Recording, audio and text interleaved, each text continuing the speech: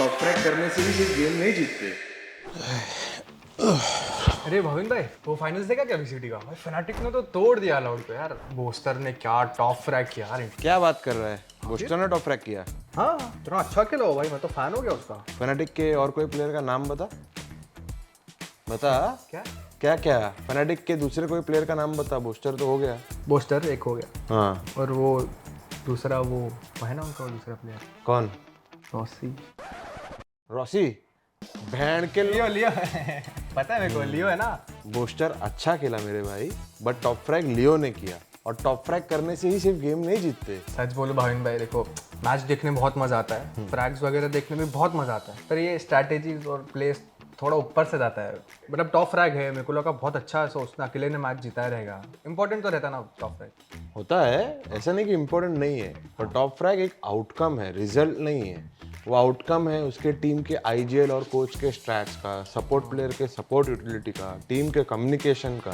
समझा? अकेला कोई टॉप फ्रैग नहीं करता है। एक जन के टॉप फ्रैग के पीछे पूरी टीम का सपोर्ट लगता है। और नहीं तो क्या। ऐसा थोड़ा सा अच्छे स्ट्रैटेजीज मेरे को भी सिखाओ ना। जी में हो तो सब दोस्त लोग पूछते भाई कि जी में थोड़े स्टैट्स और टिप्स पता वैलोरेंट के। ऐसे स्ट्रैटेजीज में ना बहुत सारे लेयर होते हैं। तू बाहर वालों के सामने जी का नाम मत खराब कर यहाँ पर। अरे भाविन भाई, इंडिया का बेस्ट आईजीएल, मतलब ऐसे का बेस्ट आईजीएल से सीखूंगा तो नाम थोड़ी खराब करूंगा, उल्टा सब प्रो वाली फीलिंग आएगी ना मेरे को। वो फीलिंग है ना, सिर्फ फीलिंग तक ही रह जाएगी। चल ठीक है, तेरे को बताता हूँ। फनाटिक वर्सेस लाउड के फाइनल्स के बारे में जानने के लिए तेरे को फनाटिक को पहले जानना पड़ेगा। तो अपन चालू करते हैं, चल सेमीफाइनल से। फनाटिक वर्सेस नावी याद है ना? याद है 3-0 जीता था फनाटिक। पहला मैच कौन सा था वो बता? हेवन था। हेवन। पता है थोड़ा तुझे? टाइम तो सोचने को पता है। नावी को पता था फनाटिक बहुत प्रेप हैवी टीम है। सारे गेम्स के पहले उन लोग ओपोनेंट के वार्ड्स मैचेस देखकर आते हैं और वो हिसाब से गेम खेलते हैं। नावी ने इसके पहले हमेशा हेवन बैन किया था पूरे टूर्नामेंट में और आइसबॉक्स खेल रहे थे, पर उन लोग को पता था कि फनाटिक का आइसबॉक्स स्ट्रांग है। उन लोगों ने आइसबॉक्स बैन करके हेवन खेला तो 2-in-1 गेम हो गया। सिर्फ मैप पिक में इतना स्ट्रैटेजी। और नहीं तो क्या, आगे सुन। फनाटिक हमेशा पुराने गेम्स में अपने टीम के सामने ए लॉबी कंटेस्ट करता था, लेकिन उन लोगों ने नावी के सामने वो नहीं किया, क्योंकि नावी जो कॉम्प खेल रहा है उसके साथ उनको डायरेक्ट साइड हिट्स करना पड़ेगा।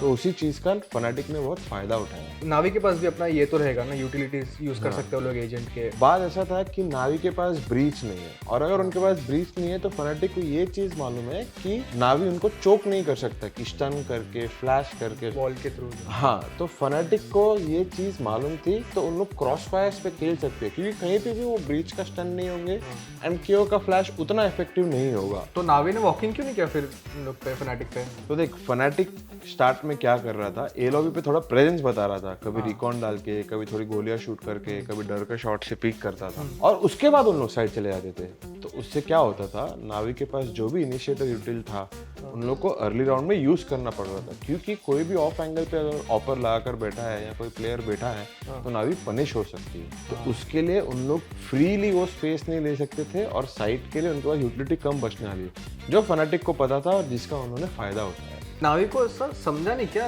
कि फनाटिक कितना वेल प्लान ट्रैप बना रही है उनके लिए? तो नावी को समझ गया कि इसके लिए नावी ने गराज और सी यहाँ पे ज्यादा फोकस करना चालू कर दिया। उन लोग को 1-2 राउंड मिले। एक राउंड जब फनाटिक पुश किया, और लास्ट राउंड जब उन लोग ए पे वॉक इन किए फाइनली, वो राउंड उनको मिले, पर कुछ राउंड उन लोग हारे भी वो करके। तो एक मिक्स हाफ हो गया उनके लिए, and they got 5 rounds at the end of the half. Next half में क्या किया फिर उन लोग ने? तो नेक्स्ट हाफ में फनाटिक का अटैक था, और फनाटिक का अटैक पे बहुत एग्जीक्यूट हेवी कॉम्प था। एग्जीक्यूट हेवी पता है क्या होता है? तो एग्जीक्यूट हेवी बेसिकली मतलब उन लोग एक साइड पिक करते थे और वहां पे अपने यूटिलिटीज के ऊपर वो साइड को कैप्चर करने का ट्राई करते थे, going through step by step. तो अगर आप सेंटेंस वाला गेम अपन देखते हैं, फनाटिक ने अपना कॉम्प का यूज करके कोई राउंड सी, कोई राउंड ए, कोई राउंड बी, ऐसे सिर्फ साइड चेंज करते गए, उन लोग फास्ट हिट्स करते गए। पर नावी के पास केओ था तो वो डायरेक्ट साइड पुश नहीं कर सकते थे। केओ के नाइफ से लोग सब किस हो जाएंगे ना। तेरे में इतना दिमाग कब से आ गया भाई? ना, मैं तो पहले ही बोलता था, आप ही नहीं मानते हो। तो फनाटिक ने नावी के सामने थोड़ा अडैप्ट किया, उन लोग ने थ्रू आउट द मैप थोड़ा प्रेजेंस बताया, पर ये सब करने के बाद उन लोग अपने स्ट्रेंथ पे वापस गए। बिफोर केओ का सेकंड नाइफ आ सकता था, उन लोग गैदर करके वापस से साइड हिट्स कर रहे थे। नावी ने फाइनली अडैप्ट किया वो चीज को और ए और सी पे अपने यूटिलिटी से फनाटिक को चोक कर दिया जब उन लोग एग्जीक्यूट करने के लिए आ रहे थे। तो बेसिकली डायरेक्ट क्रशेस काम नहीं कर रहे थे। फिर उसका रिजल्ट क्या है, फिर एंड रिजल्ट क्या था? तो at the end of the day fanatic ने एक बी रश किया जिसमें उन लोगों ने 3v5 सिक्योर कर लिया इंस्टेंटली, पर गेम काफी क्लोज था। हाँ, अरे एक मैप में दोनों टीम्स अलग स्ट्रैटेजी बनाती है, साथ में दूसरी टीम की स्ट्रैटेजीज को काउंटर भी करती है। हाँ, और वही स्ट्रैटेजीज को गेम के अंदर भी अडैप्ट करते हैं, करना पड़ता है भाई। पूरे वैलो करियर में इतना मेहनत नहीं किया रहेगा यार भाविन भाई। इसके लिए तू इधर बैठा है ना आज के साथ बैठा तो फिर तेरे को समझा लोग इतने बड़े स्टेज पे आके कैसे खेलते हैं। यहाँ पे कोई टीम एलिमिनेट हो जाती है तो सबको लगता है कितना खराब खेल रहे हैं, लेकिन ये स्टेज पे आके अपना ए गेम खेलना वही एक बहुत बड़ी बात है। सही है, बात तो सही है। अब मजाक नहीं उड़ाऊंगा पक्का। नेक्स्ट मैप था लोटस में फनाटिक ने अपनी एबिलिटी से ही नावी को पूरे मैप में घुमा दिया। खाली एबिलिटी से? हाँ, तो फनाटिक का कॉम्प ऐसा था जिसमें सारे एजेंट्स के पास बहुत सारी एबिलिटीज थी। जब भी नावी कोई भी मैप में स्पेस ले रहा था, फनाटिक स्नो डिफॉल्ट करके पूरे मैप में नावी को पुश बैक कर रहा था। उससे क्या हो रहा था, फनाटिक को एक साइड चूज करके हिट करने में लेट इजी हो रहा था, क्योंकि फनाटिक एक लर्कर भी छोड़ देता था and at the same time Na'vi को इन्फॉर्मेशन भी डिनाई कर रहा था सब मैप में। नावी ने इसके काउंटर में क्या किया फिर, कुछ तो मतलब? तो जो साइड फनाटिक हिट कर रहा है वहां पे नावी ने ऑप से फनाटिक को शट डाउन किया, क्योंकि नावी को समझ गया फनाटिक यूटिलिटी डाल के उनको पीछे भेजना चाह रहा है। नावी अब पीछे नहीं जा रहा था, पर फनाटिक को ये चीज समझ गई। तो उसके बाद उन्होंने टाइम आउट लिया और एक इंसेन अडेप्टेशन करके उन लोग आगे आए। टाइम आउट में क्या ऐसा क्या डिस्कस किया टाइम आउट में? समझाता हूँ मैं तेरे को। तो इसके पहले तक फनाटिक सिर्फ यूटिलिटी डाल के नावी को पीछे कर रहा था, पर अब फनाटिक ने देखा कि नावी वहीं पे खड़े रह के फाइट ले रही है। तो for the first time fanatic ने अर्ली फाइट्स लिया, पहले टूवर्ड्स सी जिसमें उन्होंने नावी के 2 प्लेयर्स को पिक ऑफ कर दिया, एंड देन टूवर्ड्स ए, क्योंकि वो एक्सपेक्ट नहीं कर रहे थे कि फनाटिक वाले इतने अर्ली फाइट लेके राउंड सिक्योर करने की कोशिश करेंगे। मतलब काउंटर पे काउंटर पे काउंटर, काउंटर पे काउंटर पे काउंटर, और ऐसे करके नावी से फनाटिक ने 10 राउंड ले लिए अटैक साइड पे। एक हाफ में 10 राउंड जीत गए।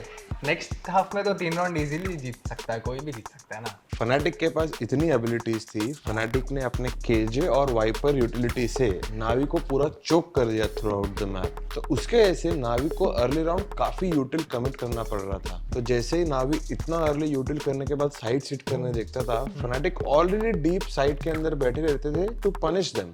एंड सिंस नावी ने ऑलरेडी इतना यूटिल यूज कर लिया है, they did not have all the utility in the world to clear those angles. तो फनाटिक ने ये करके काफी इजीली वो 3 राउंड सिक्योर कर लिया। फ्रैक्चर तो फनाटिक जीता है, देखो पता है। और तो ऑब्वियसली ना मेरे भाई, स्कोर लाइन 3-0 HOMO तो सबको पता है फ्रैक्चर फनाटिक जीता। एक बात तो है, देखो मेरे साथ रह के आप स्मार्ट बन रहे हो, तेरे साथ रह के मैं स्मार्ट बन रहा हूँ, मानना पड़ेगा। आप कोई बात तो है। अरे बहुत सीरियस मैच चल रहा है भाविक भाई, फ्रैक्चर वापस आता है। चलो, फ्रैक्चर एक्चुअल में दोनों टीम्स के लिए काफी स्ट्रांग मैप था। नावी अर्ली यूटिलिटी दिखा के फनाटिक को एमिन और आर्केड से चोक ऑफ कर रहा था, एंड वो करके नावी ने एक अच्छी लीड ले ली स्टार्ट में। इवन दो फनाटिक राउंड्स हार रही थी, उन लोग अपने ऑप्स फार्म कर रहे थे जिससे उनको अल्ट्स मिल रहे थे।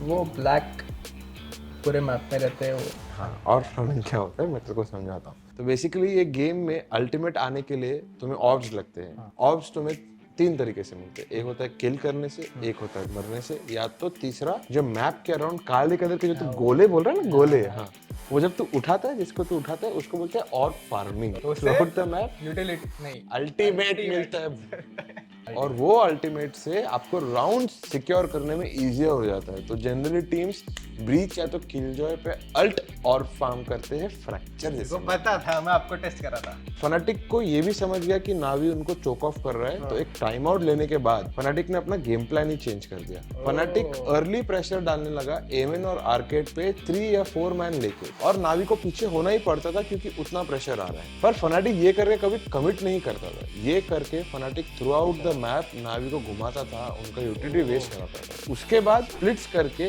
फनाटिक ने काफी राउंड सिक्योर किए ऑन द अटैकिंग मैप। तेरे को मैंने बताया था ना कि फनाटिक एकदम प्रेप हेवी टीम है। हाँ हाँ याद है। नावी ने अपने प्रीवियस गेम में लेवाइथन के सामने फ्रैक्चर में पूरा मैप का मेथोडिकली कंट्रोल लिया। लेवाइथन के पास पूरे मैप में इन्फो नहीं था और उनको बहुत यूटिल यूज करना पड़ रहा था। एंड नावी इतना यूटिल बेट आउट कराने के बाद थ्रू आउट द मैप कहीं भी स्प्लिट करके राउंड्स इजीली सिक्योर कर रहा था और लेवाइथन को समझ नहीं आ रहा था कि नावी कहाँ आने वाला है। पर फनाटिक ने ये चीज देख ली थी और उन लोग इसके लिए प्रिपेयर्ड थे।